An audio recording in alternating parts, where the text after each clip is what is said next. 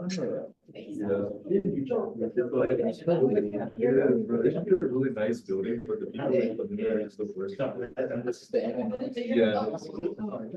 It's only like happy for Like the yeah. my freshman year, the third floor, it was like. Yeah. All right. So we now know how to solve a system of differential equations. They have to be like this. And actually, if you think about this, this is linear. So dx over dt, dy over dt, and x and y are all out to a power 1.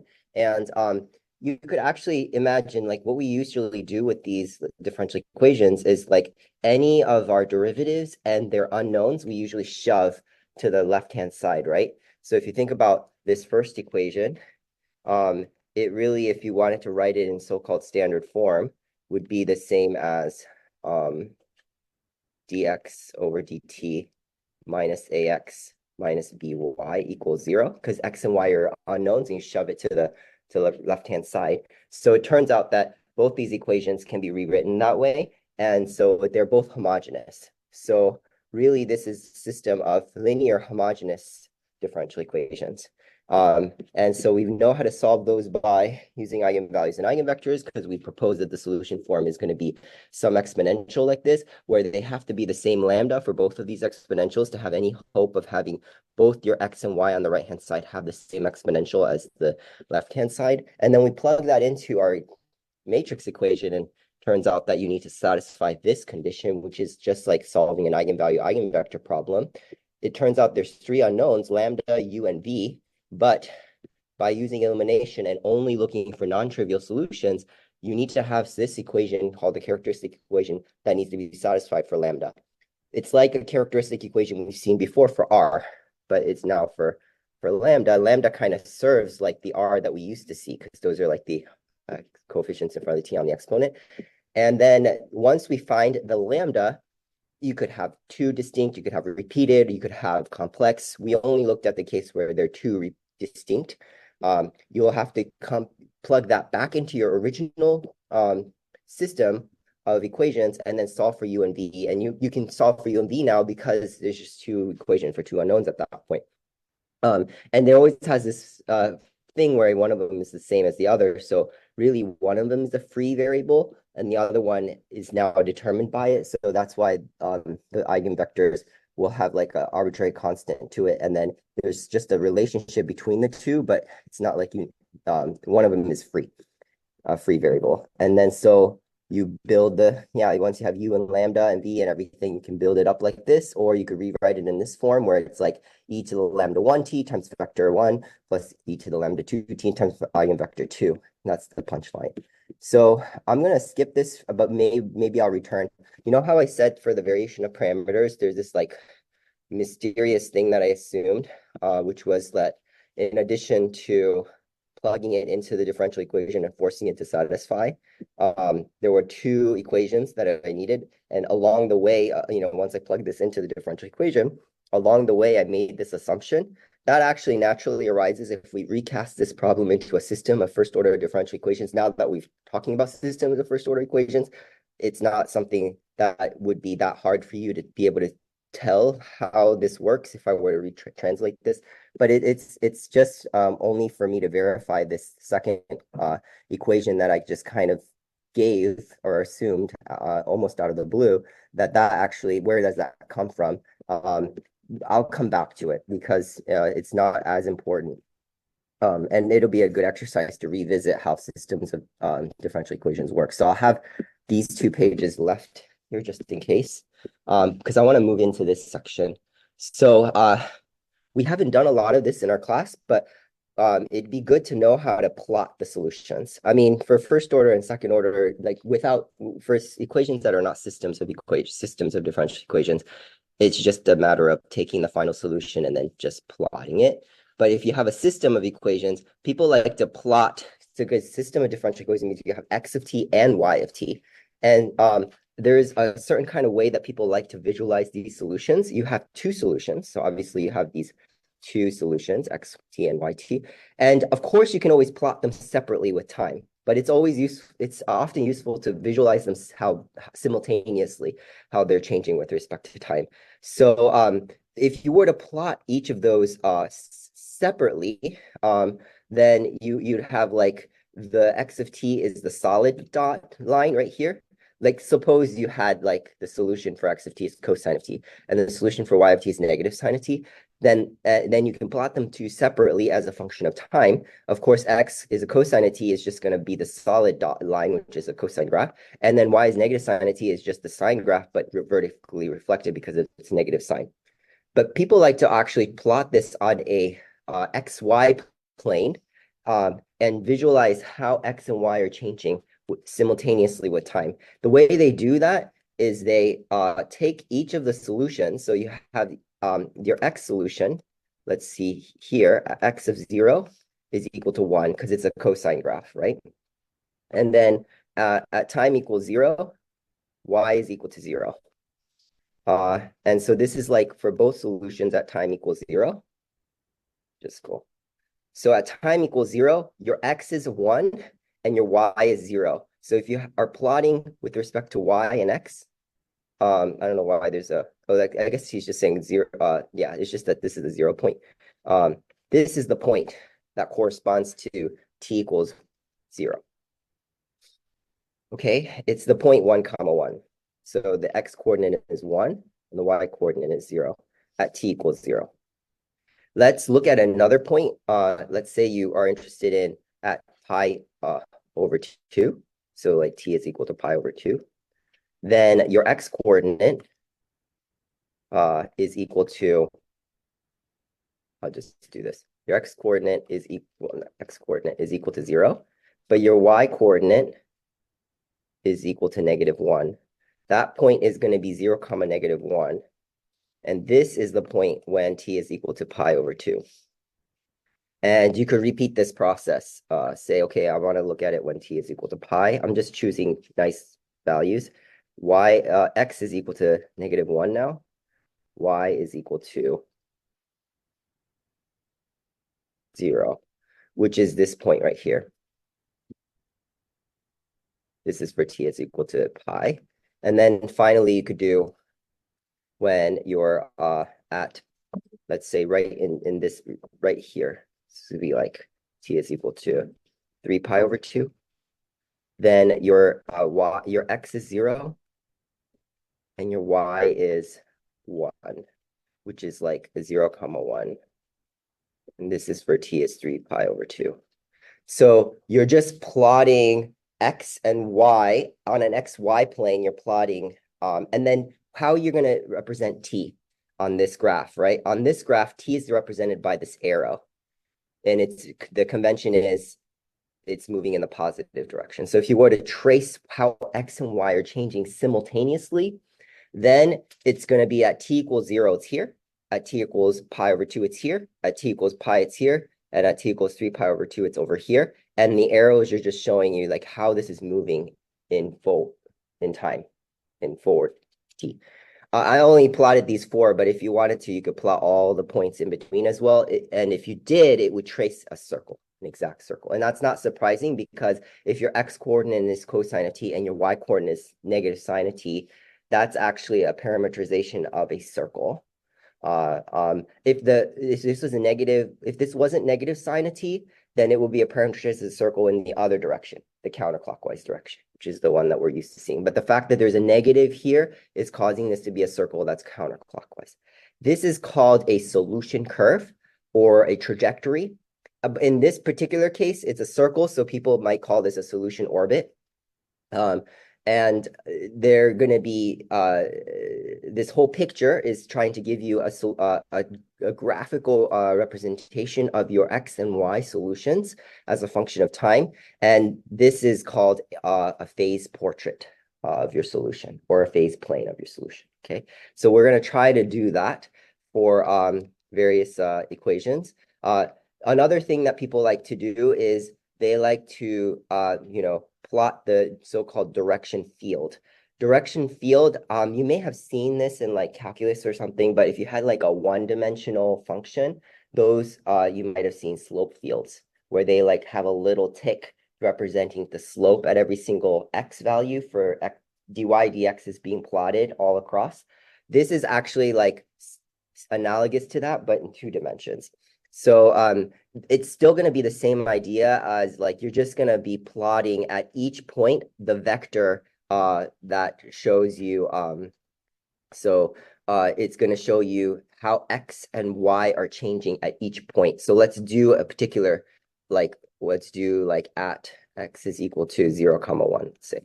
So if you look at 0, 1, this plot is a 2 by 2. Well, it's a -2 to negative positive 2, -2 to positive 2. So 0, 1 is like right here.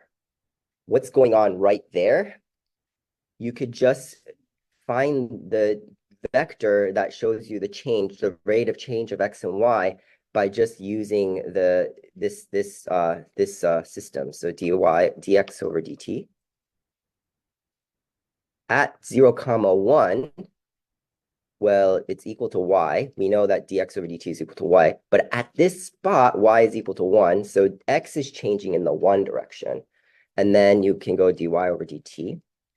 And that's equal to negative x. But at this position, it's 0. So there should be no change in y. So that draws a line that's like this. It's purely in the dx over dt is the only thing that's changing. Only 1 unit, x is changing in 1 unit. Y is changing in is no units. So you could look at, let's say, 1, 0. 1, 0 is halfway through. So this point right here, then your dx over dt is equal to y, but y is equal to 0 at this point. And then dy over dt is equal to x, negative x, but that's -1 at this point. So you see this is an arrow that's going to point down. And if you zoom in closely, you'll see these arrows are just doing it at all those points, like a ton of points. They're just doing this over and over everywhere. I'm just looking at specific. So maybe you want to look at like, you know, somewhere like in this region right here, you should get some kind of diagonal at that spot. Why don't I do the point that's on the circle, like square root of 2 over 2, comma square root of 2 over 2. That's actually right on the diagonal part of a circle. Your dx over dt is going to equal y, which is square root of 2 over 2. And then your dy over dt will equal negative x, which is negative square root of 2 over 2. That's going to mean like my x is changing in the positive direction, y is changing in the negative direction, but they're both changing in the equal amounts at those spots. And so it's like a point like kind of like around here. And it's going to look like this. The change in x, it's like diagonal basically. Right? So that's how you're getting that. So if you repeat this all the way around, you'll get like a bunch of, you know, direction fields that are just going to be like and this actually would trace a circle. So this is basically tracing a circle all the way around. Maybe I'll make it even more clear. And so it turns out that when you solve this system, you get solutions for x and y. The general solution for x and y will be c1 cosine of t plus c2 sine of t, and the solution for y will be negative sine c1 sine of t, is this thing right here. We will learn how to, so this is a case where if you solve it, you'll get complex eigenvalues, because so far, what have we done? We've solved a differential equation. We solved this differential equation. So you said we did this one. We built the A matrix. We found the eigenvalues and eigenvectors. We got 2 distinct eigenvalues, right? Eigenvalues were -1 and -3. And then we got 2 eigenvectors, and the solution form for this was an exponential like this.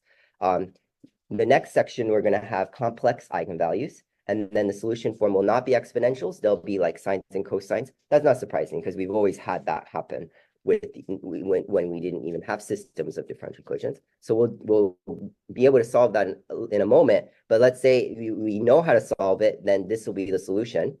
But when you have a general solution, it's not enough to be able to plot the solution, because you got to be like, how can I plot c1 cosine of t, c2 sine of t, unless I know what c1 and c2 are? So what you'll do is you'll plug in an initial condition. So let's say I say, well, this is my general solution. To get an actual solution, I'm just going to plug in an initial condition. And the initial condition is whatever. You could just say, oh, at x equals 0, it's 1, and y equals 2. This is like saying you're forcing your x at t equals 0 to be 1, and your y at t is equal to be at 0 to be equal 0. That's like forcing this point right here, because it's like saying x is 1 and y is 0 at t equals 0. You're forcing this point to be on your solution.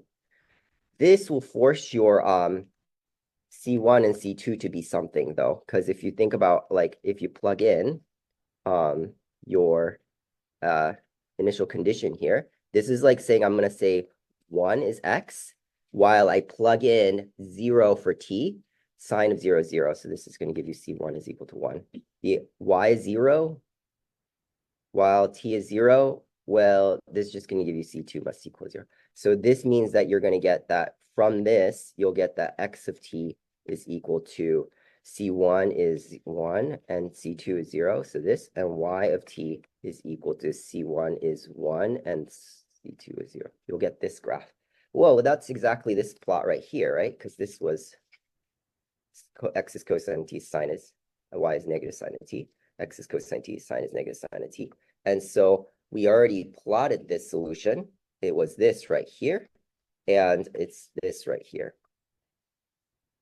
I'll just use orange, I guess. Okay.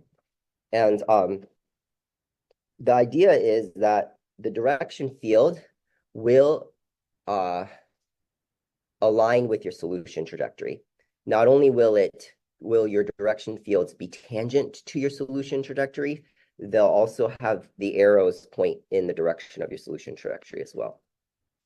So they go hand in hand. What this is saying, the direction field is just saying is like at every single point, there is a rate of change going on, and your solution should agree with that. And it's just plotting the flow of your solution. And your solution trajectory should go with the flow of your direction field. This is only one solution curve, though.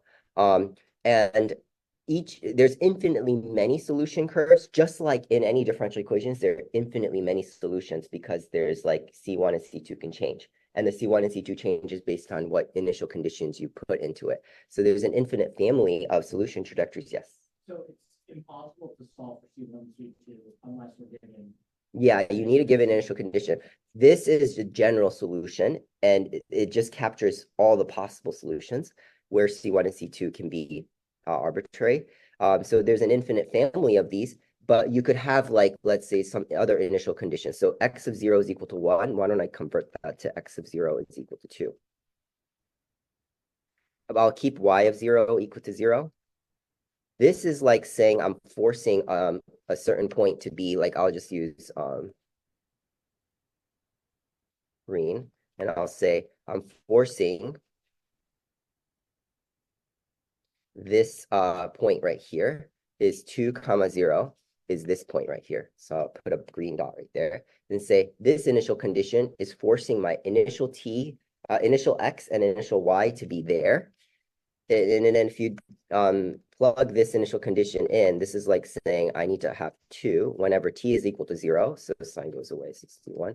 And then 0 whenever t is equal to 0, C2. So this is going to be what happens, which gives us that I have x of t is equal to 2 cosine of t. And then y of t is going to equal, C2 is 0, but it's going to be negative 2 sine of t. So it looks kind of like this, cosine of t, negative sine of t. This is 2 cosine of t, negative 2 sine of t. It's going to be a parameterization for a circle as well, but what's changed?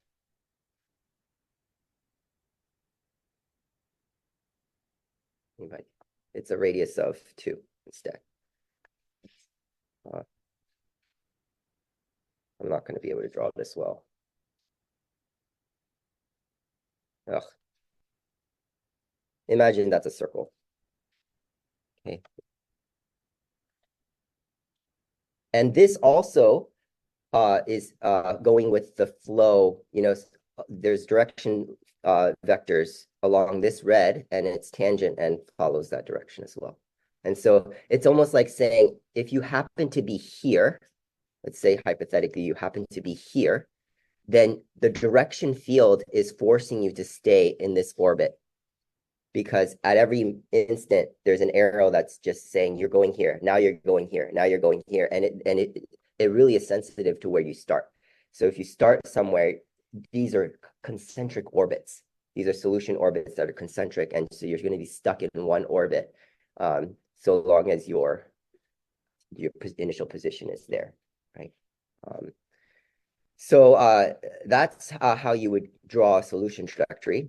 There are all kinds of other solution trajectories. So not all of them are going to be like circles like this. Some of them are going to look like this right here, where you have direction fields that are, in this case, looking like they're all sucking into the origin. You know, they're all being sucked in, and then these are like lines that are bending in some ways. They're not all straight because there's like, here it looks like you're dropping faster than you're going to the left. And so this is a kind of a solution phase portrait for a different type of differential equation. And then you might have another differential equation, and their solution, a system of differential equation, the solution trajectory looks like this.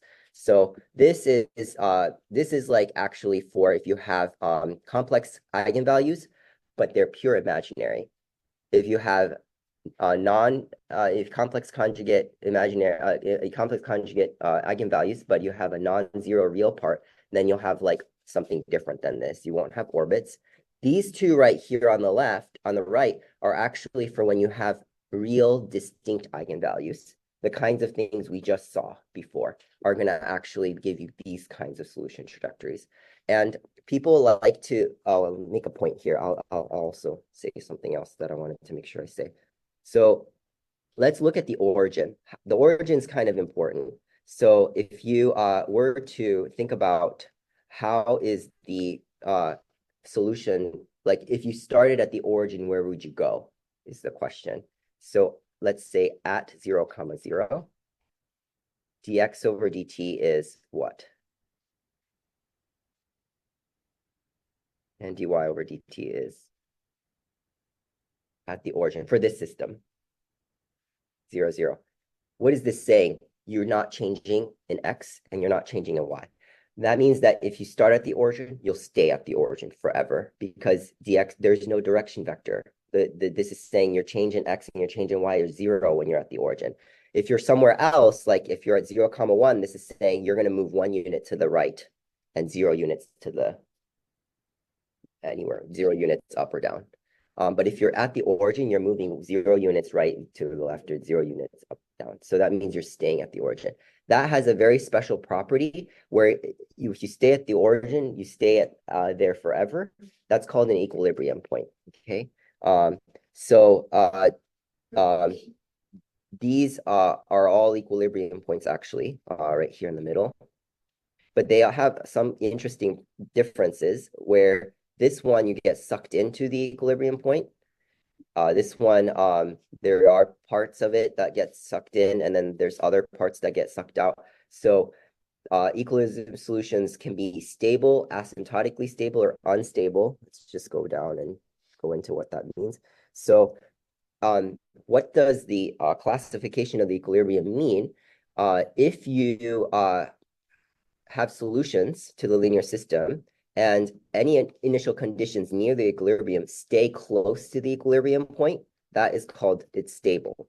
So like, for instance, even though this one doesn't get sucked in, right here, if you happen to be near the equilibrium, like somewhere around here, you'll just circle it, right? Because it's like, these are going to be concentric circles. So you're not getting repelled. Any solution near the origin remains close to it. So this is called a stable equilibrium. People also call it a stable node. This one right here, if you happen to be near the origin, all these trajectories, all these direction vectors are pointing in. So this is even more stable than this one right here, because not only are you, this one, you don't get sucked in, you just stay close to it. If you're close to it, you stay close to it. This one, if you're close to it, you kind of get sucked into it. that's called asymptotically stable. It's more than just stable because you're actually getting pulled in. And then the other type is like if you have a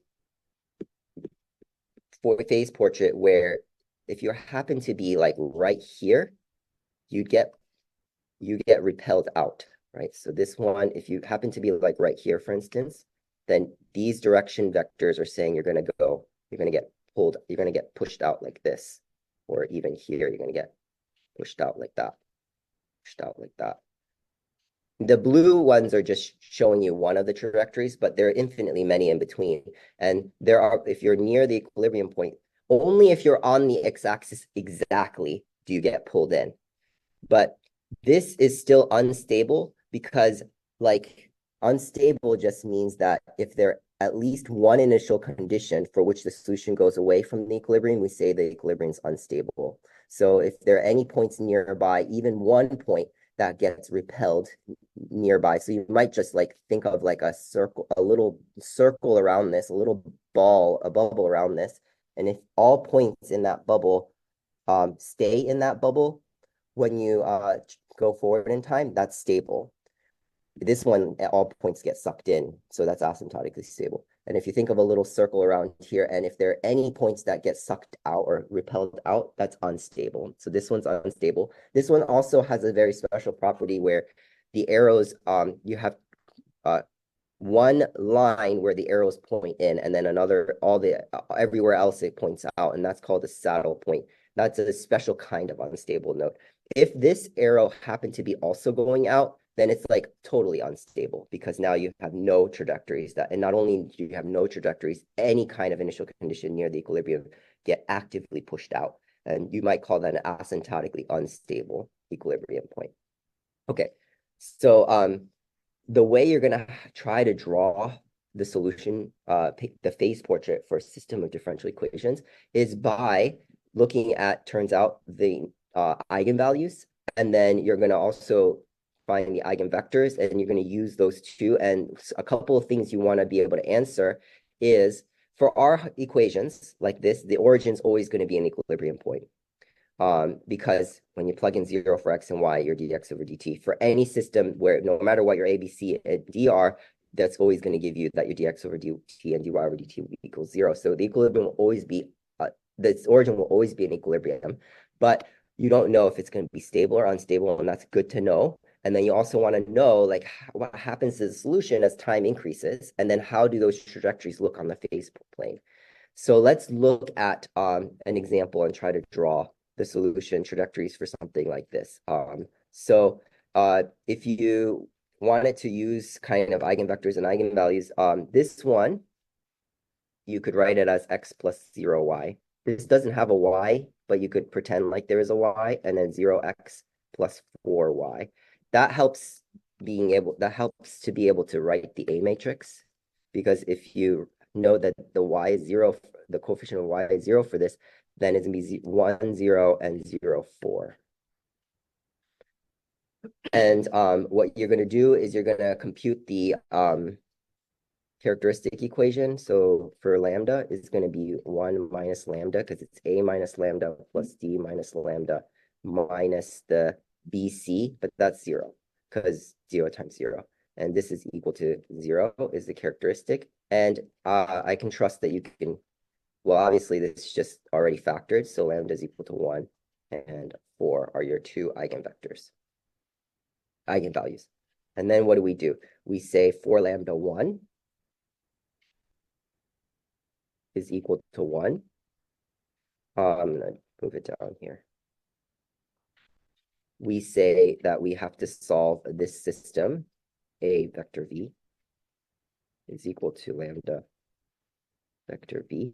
That translates to, in our problem here, our A matrix is 1, 0, 0, 4 times UV is equal to 1 times UV, which translates to saying that it's 1 times U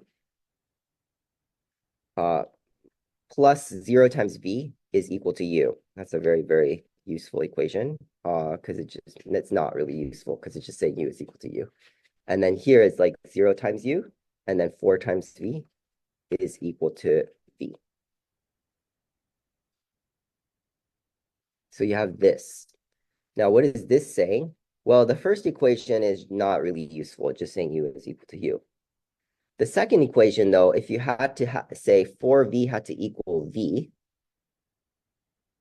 there's only one way that would happen. V is equal to 0. Or you can just subtract v on both sides and you get 3v is equal to 0, which is equal to. So v has to equal 0. This one doesn't say anything about what u had to be. So u remains free. So you'll just say u is some arbitrary constant c1. So u is still free, but v better be 0. So then what is our eigenvector? Eigenvector is going to be uv. We said that u could be free, c1, but v better be 0. And we'll factor out the c1, and it'll be 1, 0. And so this will be the eigenvector for lambda 1 is equal to 1. Let's do the other eigenvalue for lambda 2 is equal to 4. It's going to be literally the same thing, only a slight change to this. So the 1 here becomes a 4. That is going to cause stuff here to change. So it's going to be 4u and 4v. Okay. Of course, this 4v equals 4v just means that v has to equal v. So v can be anything. So we'll say v is some arbitrary c2. It's a free parameter, free variable. The fact that u has to equal 4u, that just means that u better be equal to 0. So it's kind of flipped the kind of thing that we just saw before got flipped. So for v2, our eigenvector for the second eigenvalue is uv is equal to 0 c2. Then you can pull the c2 out and it'll be 0, 1. And this is going to be 4 lambda 2 is equal to 4 as this is the eigen. So that's it for this. You get 2 different eigenvalues with 2 different eigenvectors. There's a theorem in linear algebra that if you have a matrix like this is a very special kind of matrix. It's called a diagonal matrix. The reason it's called a diagonal matrix is because diagonal matrix is because you have 0 entries on here, and you only have non-zero entries along the main diagonal. So this diagonal line here is called the main diagonal, and these are zeros. And in this case, the eigenvectors will always be the non-zero entries along the main diagonal. So you got like eigenvectors 1 and 4, they turn out to be, for diagonal matrix, the entries here. And then the eigenvectors, this is going to be, the eigenvector is going to be C1, 1, 0, and this one's C2, 0, 1. Basically, it's like your standard x direction. This is 1, 0 is like your standard x direction and your standard y direction. And so, I don't know, maybe people call this like the E1x or something like this. Might be something people write that as. So that's always going to be true for when you have a diagonal matrix. So you could actually use this theorem and not even compute the eigenvectors and eigenvalues because they're already immediate from the matrix. It'll always be like, these are your eigenvectors. And then this first one, the eigenvector corresponding to this eigenvalue will be the standard x direction, and this will be the standard y direction, 1, 0, and 0, 1.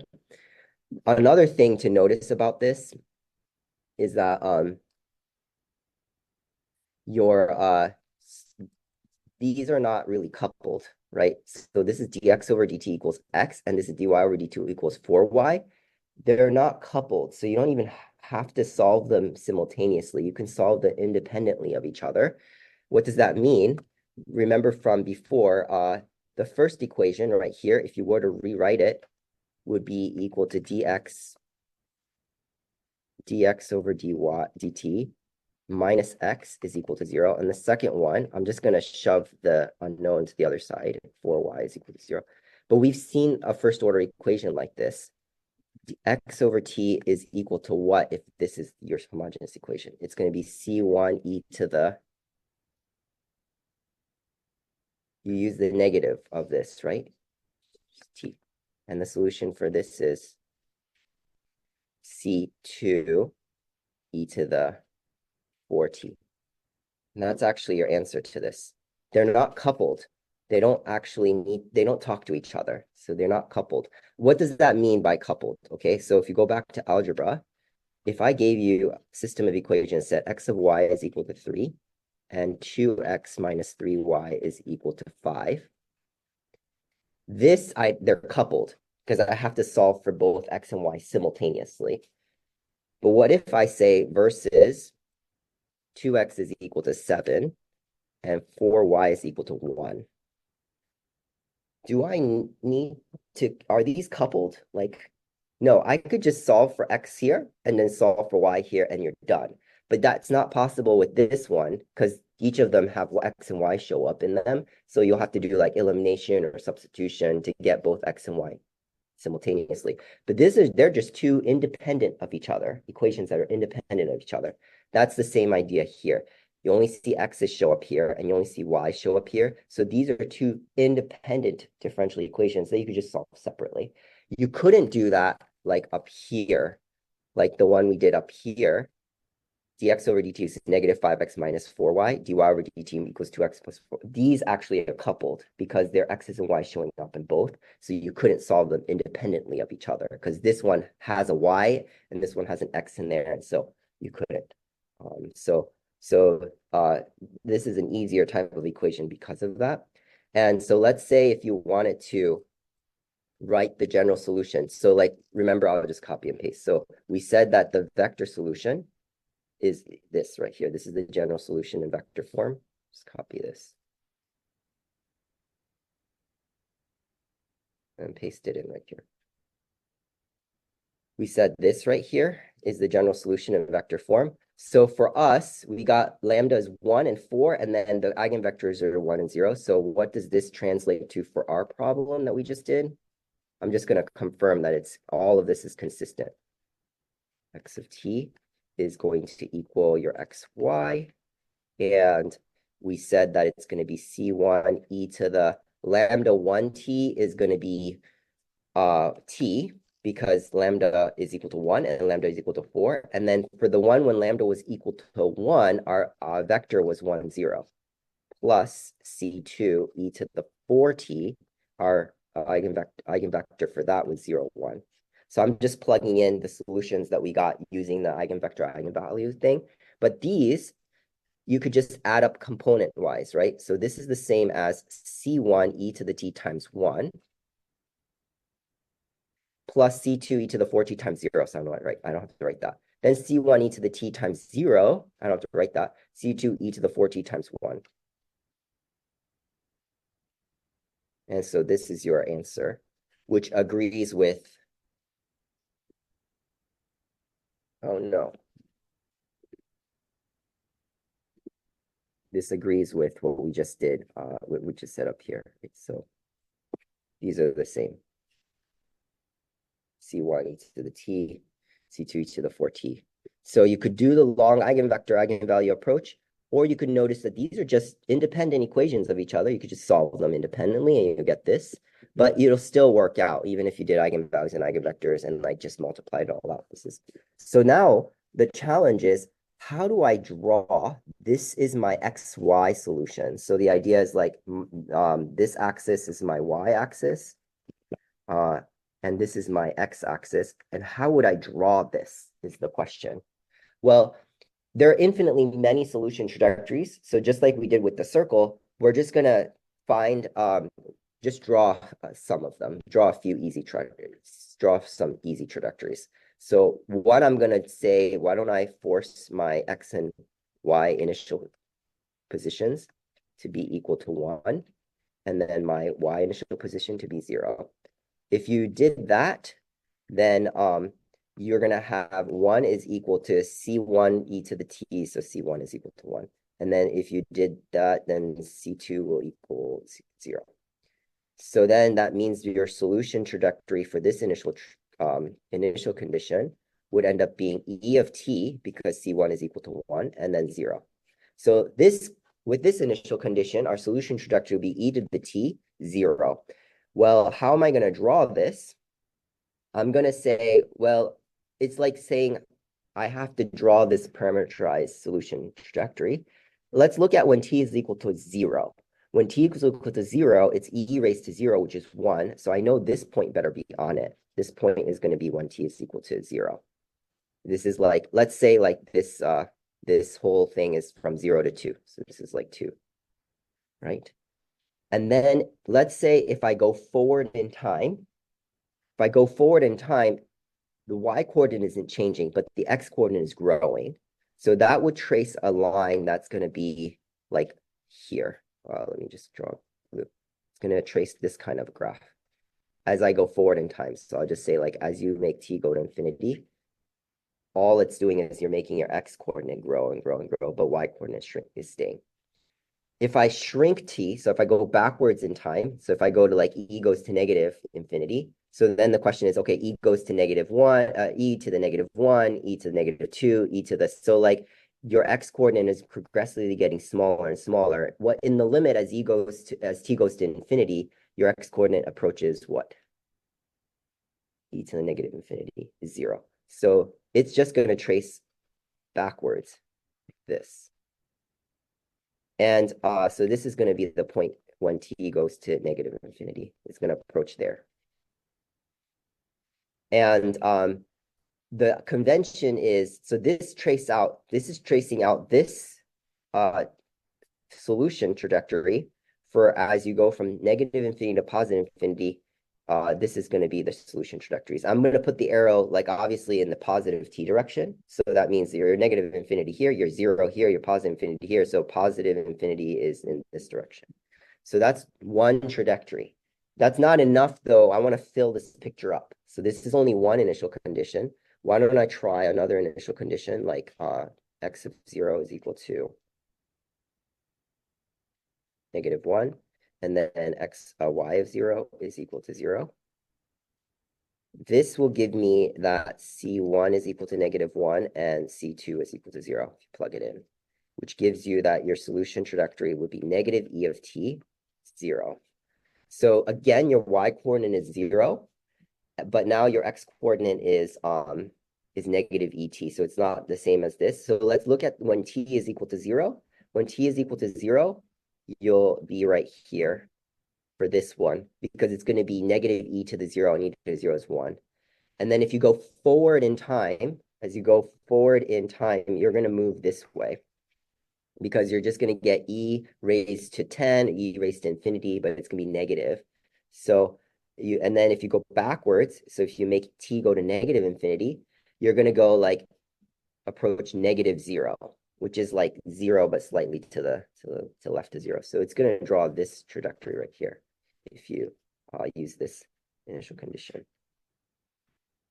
And it's going to point in this direction.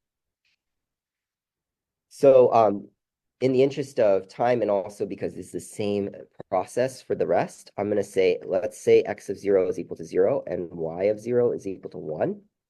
And let's look at another condition when x is equal to 0 and then y of 0 is equal to -1. This will give you that C1 is equal to 0 and C2 is equal to 1 when you plug this in. And then you'll get that your solution trajectory better be 0 e to the t.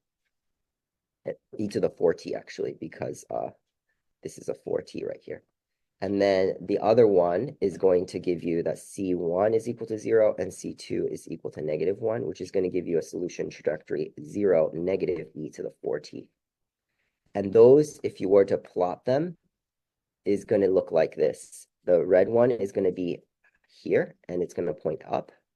And the orange one is here, and it's going to point down. So those are 4 trajectories that are just right on these axes. that you can draw by just setting these initial conditions and then finding your C1 and C2. And once your C1 and C2 are determined, you have no arbitrary constants in here. You just have to plot this as a function of t, where your x coordinate is changing this way, and this your y coordinate is one of these are always 0, so only one of the coordinates are changing. Now, this isn't satisfying because there's a bunch of white space in between in these quadrants that we want to fill up. So I'm gonna do that next time, where I'll like draw other initial conditions, and we're gonna build up this picture, and that's gonna give you the full picture for the phase portrait for this system of differential equations. All right, I'll see you guys next time.